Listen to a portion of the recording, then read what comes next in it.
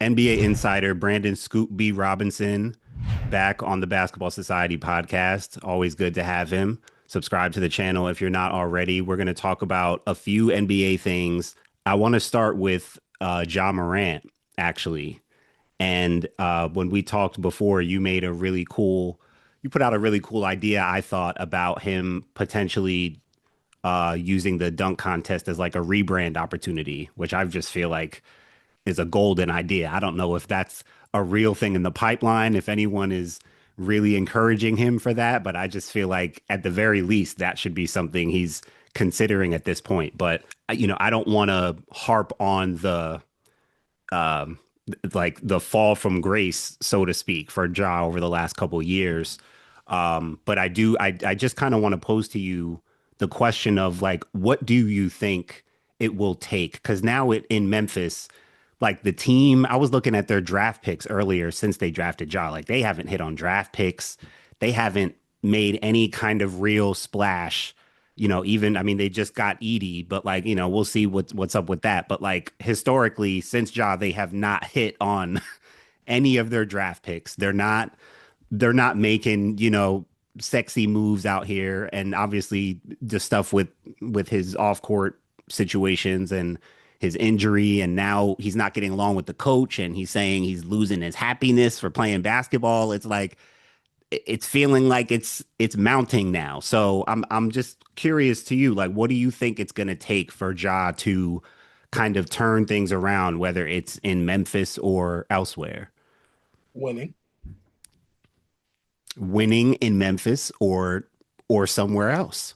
I go back to my recent reporting over at scoopy.com in the blog section where I quoted someone in the know that said to me point blank, period, excuse my French, that motherfucker loves Memphis. And Ja Morant was drafted there. And so if we hold true with that very reliable source shared with me to be true, in answer to your question, it would be winning in Memphis. Of course, you're playing in a very competitive Western Conference that includes any iteration of the Oklahoma City Thunder, the Los Angeles Lakers, the Houston Rockets, and the Denver Nuggets.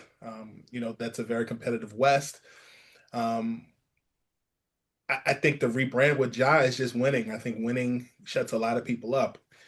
Um, there's no indication on Ja's side that he wants to be traded. There was a tiff with his coach recently, and they've cleared that up both publicly and privately.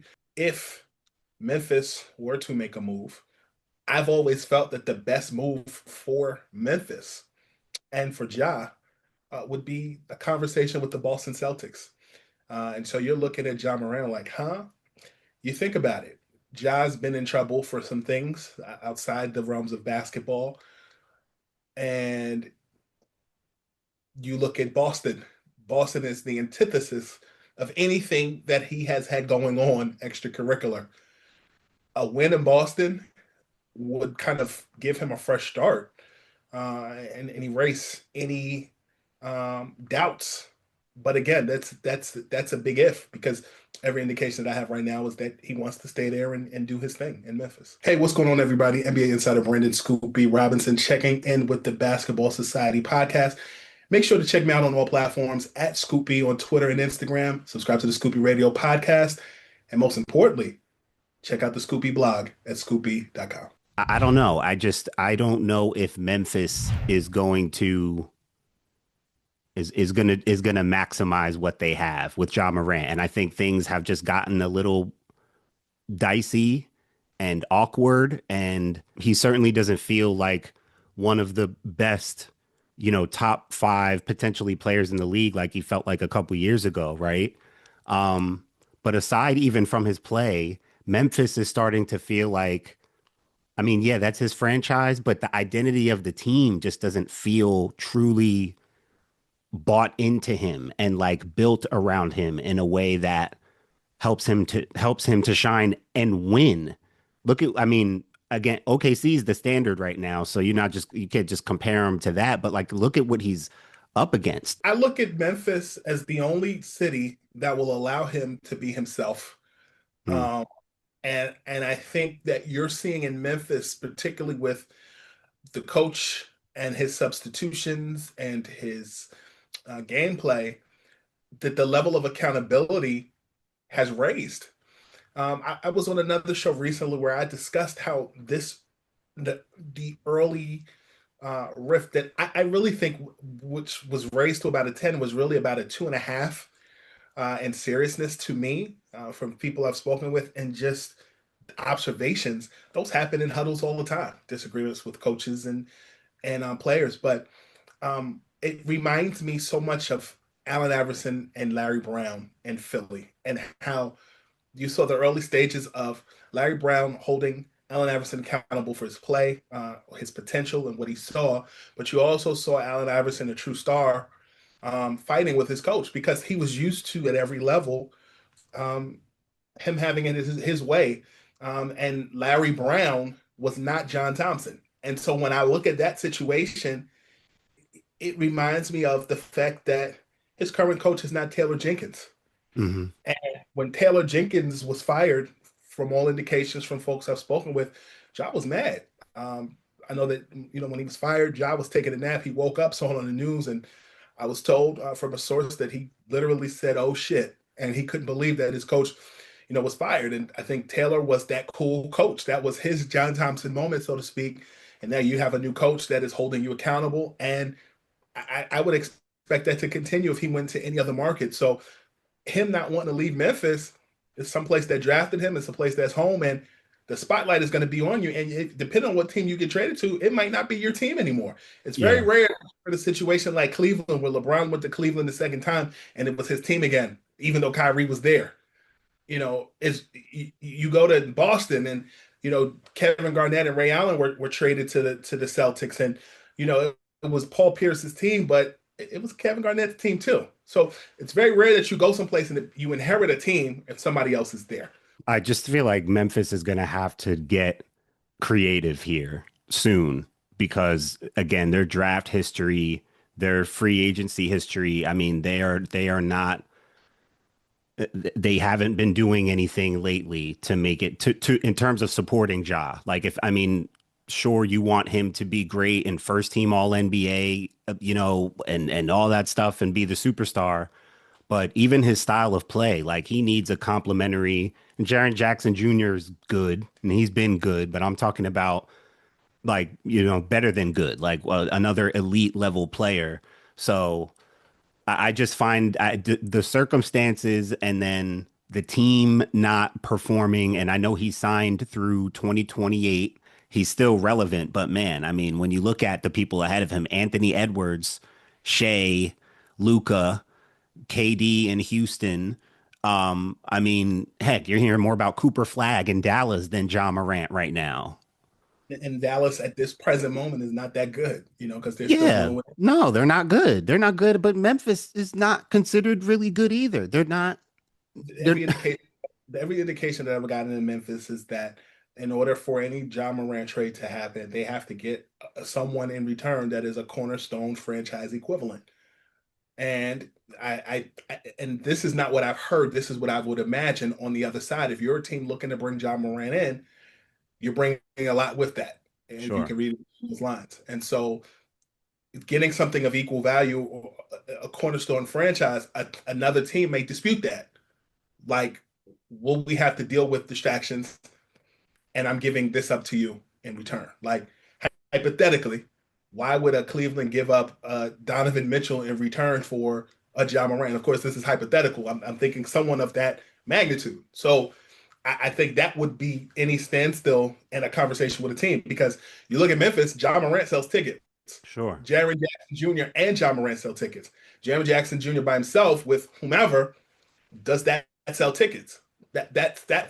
That's where I think it gets a little interesting. Yeah, that's the thing is that the market for Ja, that I mean, that is part of the challenge too. What is the trade market for Ja if there is a trade market? I mean, I'm sure there's at least a handful of teams that would be interested, but yeah, there are question marks. I wonder if that more so limits Memphis's thinking about it than like the actual idea of trading Ja, just the idea of like, hey, not that we're stuck with him mentality, but I mean, What if you are get thinking him that way, that's a good person to be stuck with. You know how I know you actually love basketball? Because you're here looking for real hoops talk, not just hot takes. Here at Basketball Society, we cover men's and women's basketball with the same passion because to us, it's all just hoop. So make sure you tap in with the Basketball Society podcast, the Protect Our Queens podcast, and everything we drop. Hit subscribe because if you love basketball, this is where you belong.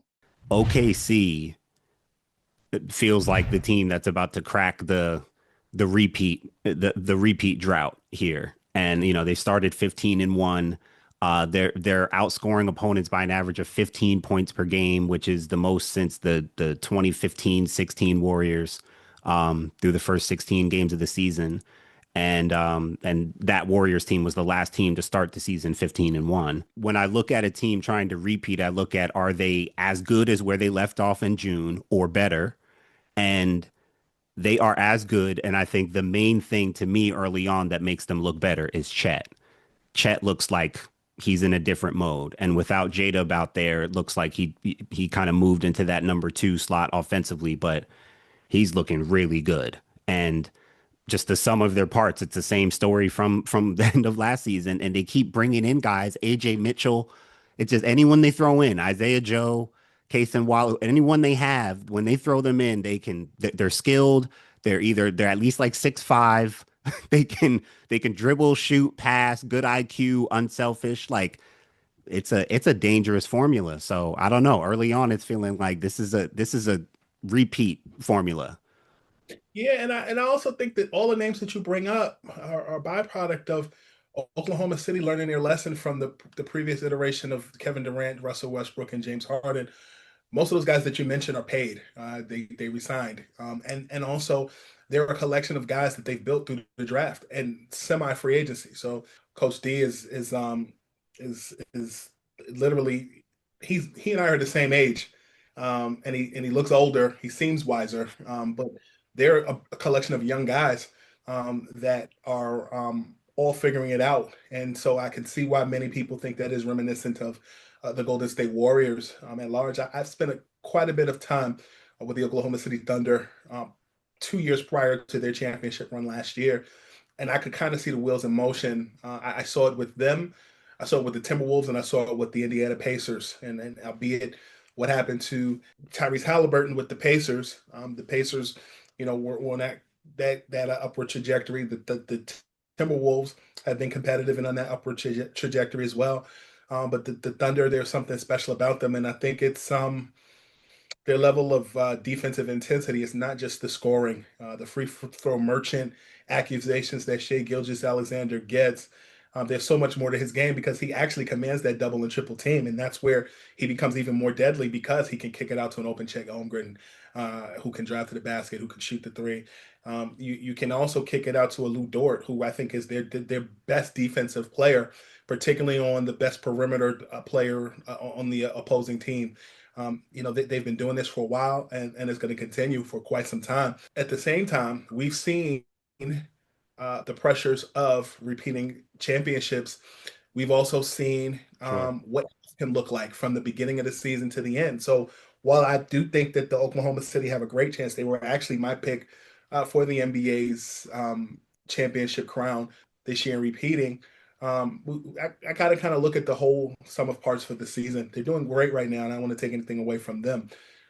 But I also think just like on the Eastern Conference side, where people look at the Knicks and the Cavs do look good in the regular season.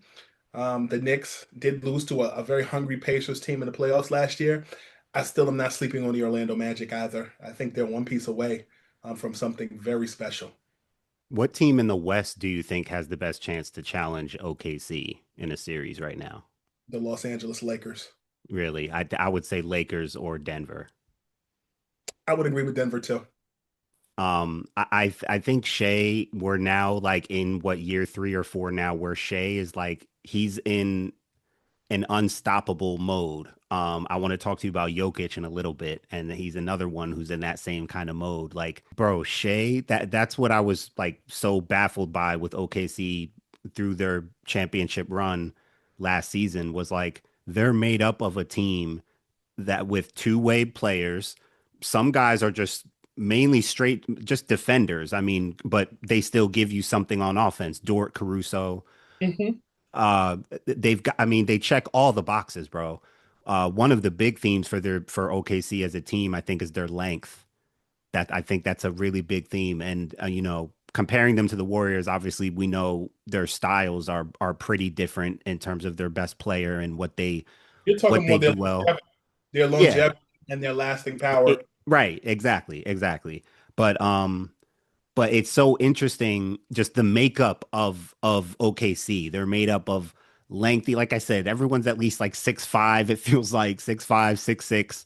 They is six Um, six. Shea is 6'6", their best player who, but you know, going back to Shea, I mean, he's unstoppable. Like every time I watch him, I'm just like, he comes up and his his his ability to like not just first step, but like even his length, like he just gets by you or gets around you, right? And then he's crafty enough to do things off the dribble and side to side, but he just gets by people. He glides. Yeah, He's Hardaway meets Allen Iverson. that's right. You had said that before. That's I think that's a good way to put it. People have said D Wade. People have been bringing up, but he's got some like slithery D Wade to him, I think. Yeah, I think Anthony Edwards is more like D Wade. Sure, I think he has more of the power, like more of a power game, like D Wade type of thing. But as far as like splitting traps, splitting actions, like Shea again, like Wade wasn't as, I wouldn't call him slithery. Again, I like, but hit the way he would split things. I think for me, that's where I see some Wade in SGA. I look at what you play, so I'll defer to you. But just from a basketball observer, You ain't deferring to me. I you're not deferring to me. Don't be nice because this is my show. look at here. So when I look at Wade, I've always seen flashes of two people. I've seen flashes of Michael, but I've also seen um, flashes of Iverson. Michael, as far as command and double team, splitting in traffic, but Iverson, as far as that fall down and get back up. And I also think that early in Wade's career, I think he and Allen were similar because they just kept taking a lot of hits. And I actually think that the hits that Wade took a couple years off of his career. And I think I think after 2006, when the Heat won that championship, he kind of developed more of a finesse game like Michael did when he Yeah. developed that fadeaway. Yeah. I remember seeing Wade getting in a wheelchair and I think it was dislocated his shoulder, just a lot of hop step, get to the basket and grabbing your leg and your elbow. Reminds me of Iverson. When I talk about Shea gliding, Michael glided. Yes.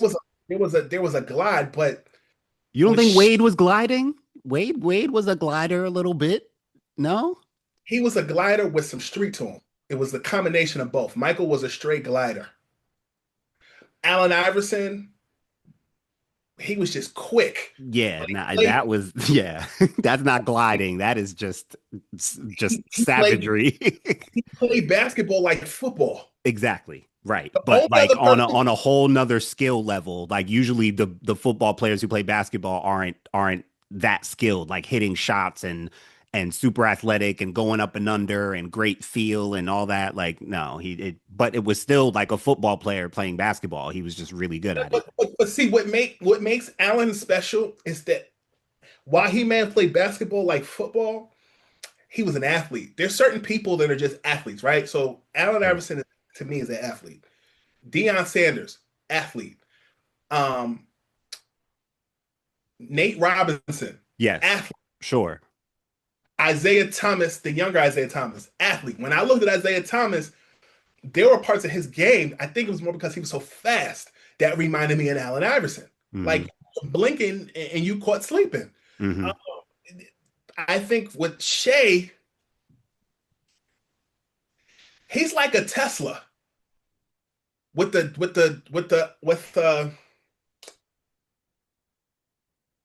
he's like a Tesla with the capability to be fast like a Lamborghini. Hmm. But when he's on the court, his game on the court makes that Tesla noise when it drives.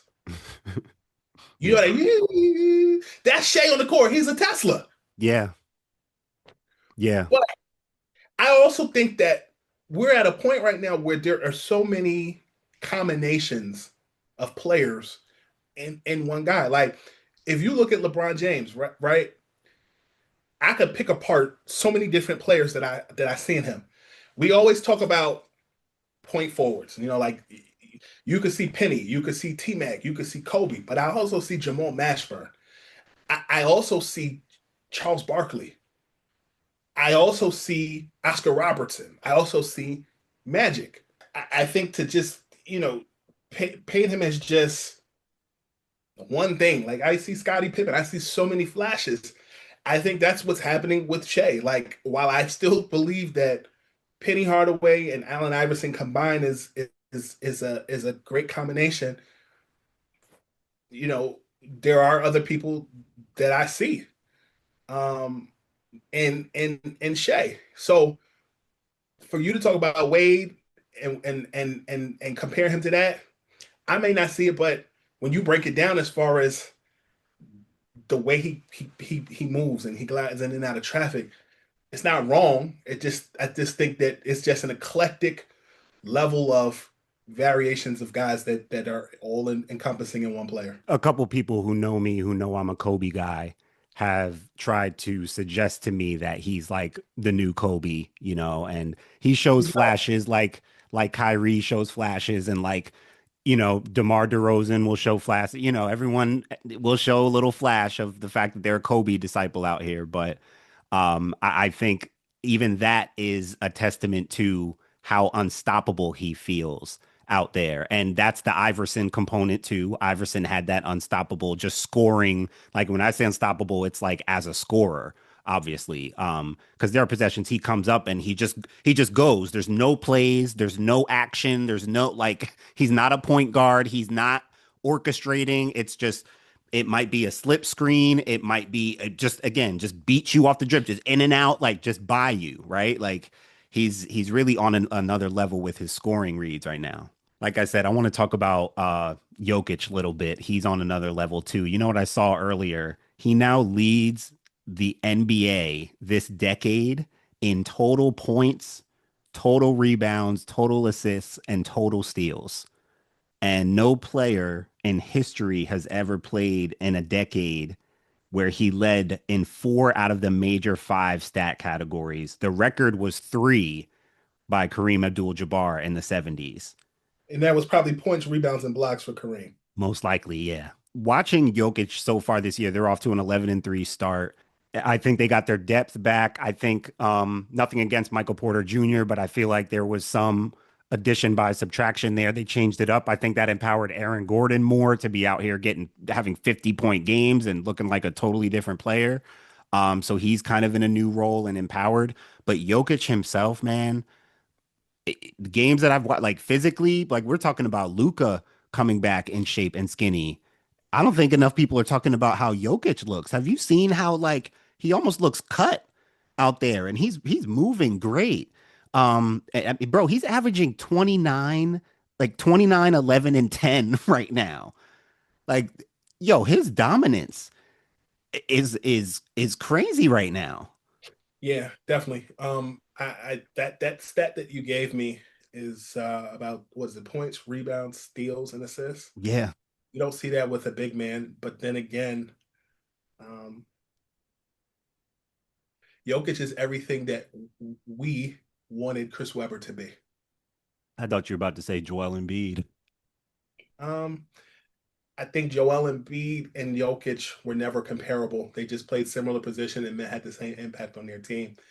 I don't think Jokic. I don't think Embiid ever had to prove himself, just like Jokic never had to prove himself. They are what they are. Unfortunately, injuries are what were Embiid's Achilles heel. So to go back to my point about Chris Webber to me was the prototype at power forward. He was fire. And when you looked at Chris Webber, it started with Derek Coleman and Charles Barkley. Mm. Worked its way down to Clarence Weatherspoon, Rodney Rogers, Sean Kemp, Zion Williamson. Hmm. Chris Webber, injuries in the knee at that position, or where his Achilles heel, but he still left his mark nonetheless. Jokic to me picked up where a lot of European greats pioneered and paved the way. I mean, we're talking about. I mean, obviously, people always talk about Arvydas Sabonis, but I really think Vlade Divac gets overlooked in that conversation, just as far as the ability to pass the ball, to be the playmaker. But Jokic is a lot faster. He literally pushes the break. I remember the Run TMC era Golden State Warriors. Mitch Richmond, Tim Hardaway, Chris Mullin, and I remember a guy on that team named Tom Tolbert. That was the point forward in Don Nelson's system, and was pushing that ball as the big man. And he is every I want to preface my words correctly, but he was every YMCA gym rat's dream to be pushing the ball as a center in the eyes of when you have a point guard on that team, and he's doing it consistently. And what was crazy was when you looked at him last year, he was doing that with Russell Westbrook as his teammate, and Russell still got his touches. You look at Michael Porter Jr. He has a championship, and he's able to live in New York and be a YN now, so it works for him. But when I look at this Denver Nuggets team, they're definitely a team that can play. They can push the break. They can play in a half-court set, and they can do damage defensively. And I'm not trying to rag on Luka here either, but I think the difference between a Jokic and a Luka is that, like, when I watch Denver and I watch the way that they can win playing through Jokic because of how skilled and crafty and just smart he is as a passer, it's a totally different dynamic. Like, yes, Luka gives you his version of giving you a chance to win any game. But man, Jokic just creates so much just by playing through him, whether you're a point guard, to your point, Russell Westbrook, who played with him last year, anyone who's out there playing with him, I'm sure is just having the time of their life. Like, it's just, he makes the game so easy. So I think just my biggest takeaway with them, I'm looking at him physically. He looks quick on his cuts. He looks very intentional, pretty forceful. Like, and his body, he looks like pretty cut. And that's dangerous because the way he's moving now, I think that is part of why he's off to this dominant start. I think particularly by how the way the style in which Jokic plays, the fact that he was doing that fat, because that's relative, is impressive. But when you look at Shaq, different era, different position and different role, but Shaq was doing it in a way where you were playing against a lot of 6'5", 6'3" guys. Jokic is doing it in a positionless basketball rotation and killing it. And so I feel like him losing that weight is going to only keep the pressure off his knees and his bones. And I think come All-Star break, going into the second half of the season, it's only going to go from there because you're not putting so much impact and weight on your body. We had the conversation before about, because I kind of just brought it up to you about how this dynamic might end up working in year two, kind of Luka and LeBron. He misses time to start the season. They win some games. They look pretty good. People start questioning things, like whatever.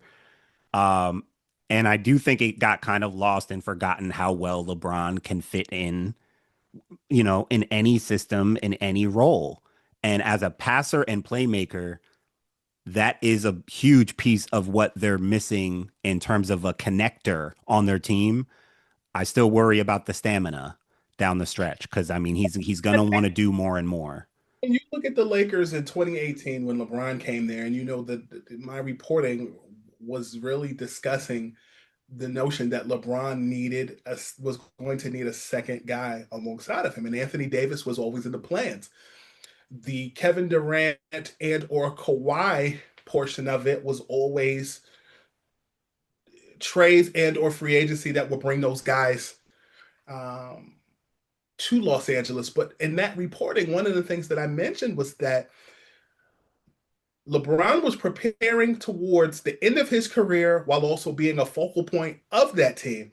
Anthony Davis did get there, but he was shipped out. And so when I look back at that reporting from 2018 that I had about just where LeBron was in that portion of his life, what you just said to me makes sense.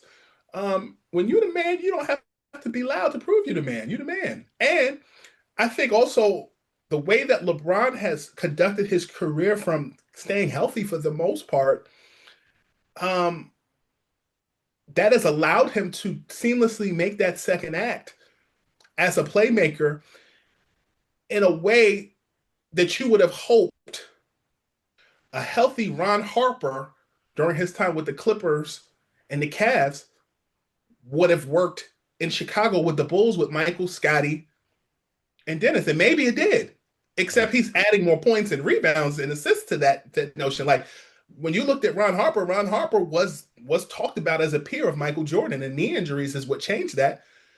When you look at LeBron at this point in his career, minimal injuries, little minimal impact, and he's able to make that transition while still being the guy. That's rare because guys put so much wear and tear on their body. And I think LeBron was very meticulous in contracts he signed, the type of conditioning and rehab and trainers that he had.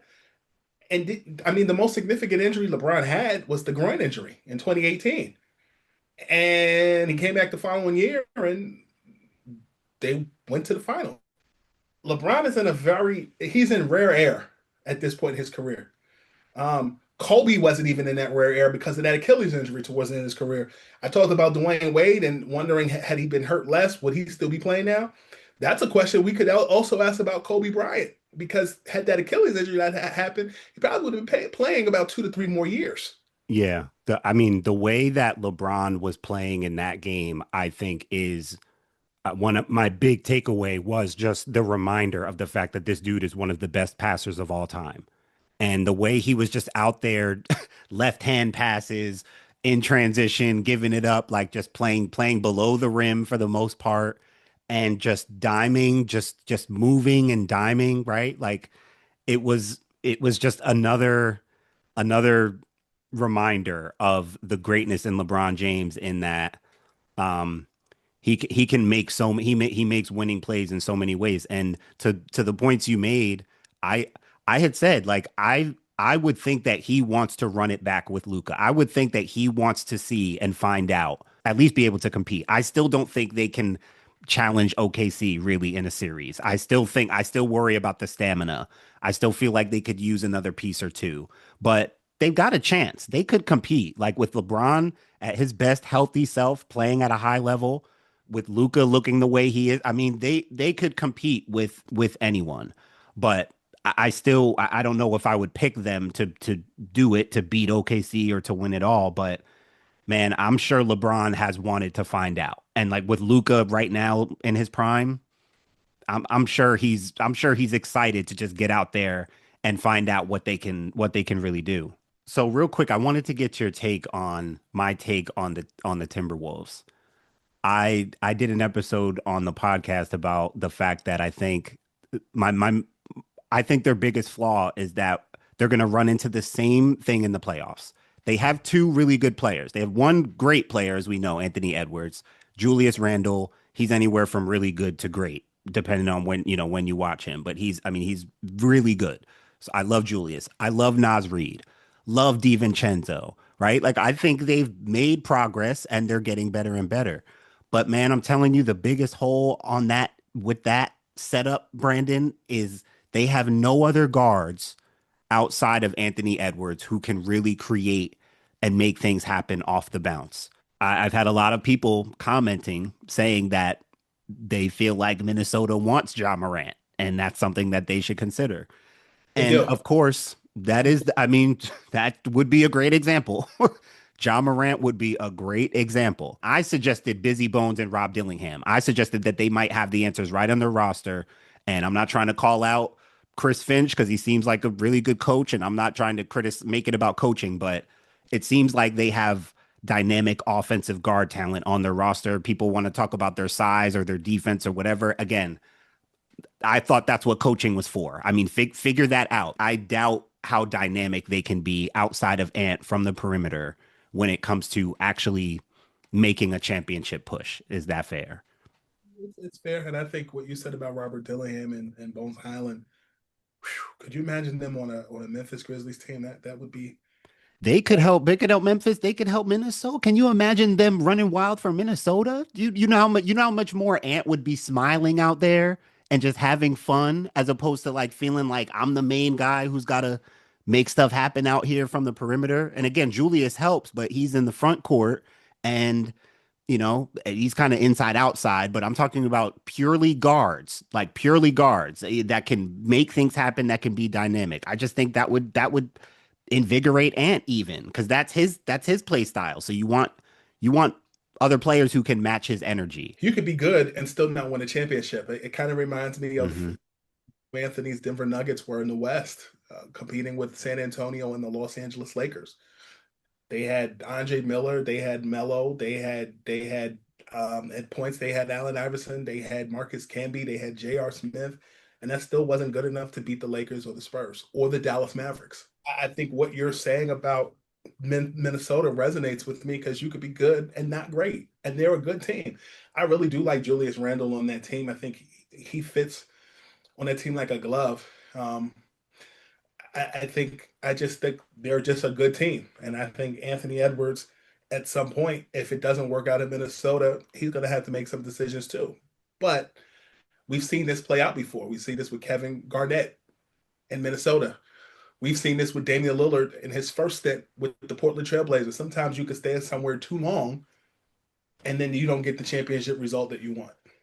Yeah, and we'll see how much he loves Minnesota as much as Ja Morant seems to love Memphis in the end. You're someone whose opinion I really am curious on about this because you, as anyone who knows you and listens to Scoop B Radio and listens to our conversations, you are a true NBA historian and you have a love and appreciation and knowledge for the 90s, that old school style of basketball, the plumbers, as some people try to disrespect and call it. But you know what I'm saying? And have been around them.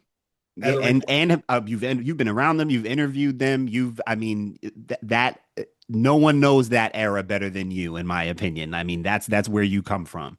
So, and I know you have a great respect for today's era, but even if it's a couple players, I mean, who comes to mind that even that you would appreciate or maybe love to see play in that era?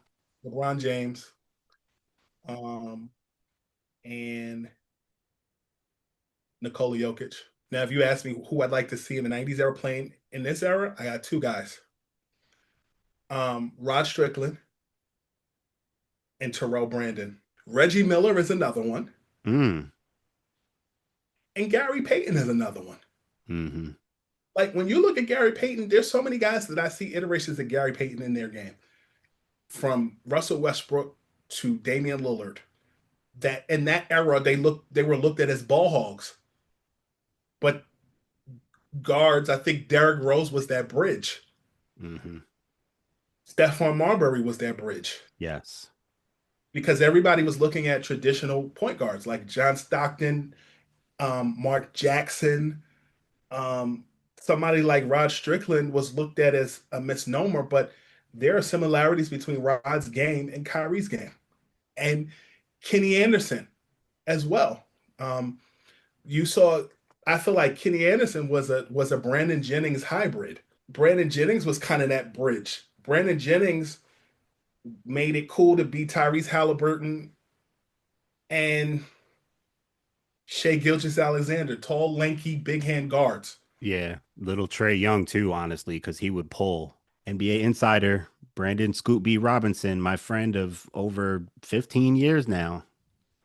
Good to have you, man. Appreciate you for coming through. Eastern Eagles for life. Good to see you, man. Thanks for watching this video. Make sure you subscribe to Basketball Society right here on YouTube so you don't miss any more episodes and you can stay tapped in.